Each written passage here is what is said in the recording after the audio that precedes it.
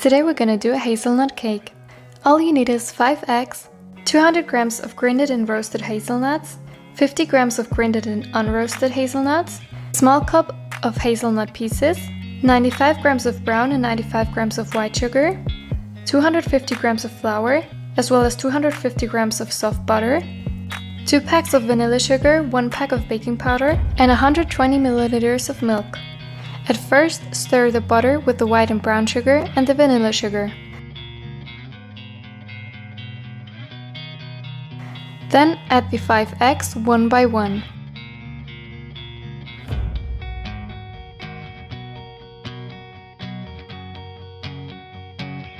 Add then the half of the roasted and grinded hazelnuts, stir it, add the baking powder to the flour and add half of it into the dough. Stir it again and add half of the milk. Then repeat the process.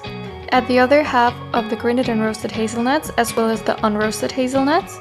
Add then the other half of the flour as well as the other half of the milk. Stir all well until combined.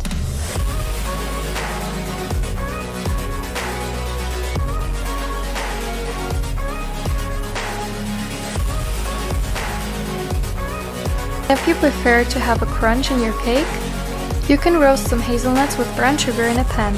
At first grind them or cut them into small pieces and roast them with the brown sugar in a pan. As soon as the hazelnut smell gets stronger, they are finished and you can add them into the dough. Maybe you only add half of it.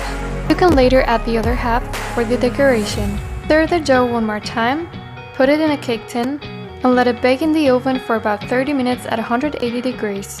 As soon as the cake is finished, let it cool down, take it out of the cake tin, and prepare some decoration. You, for example, can melt hazelnut cream, pour it above the cake, and add the other half of the roasted sweet hazelnuts. Wait until the cream hardens and enjoy.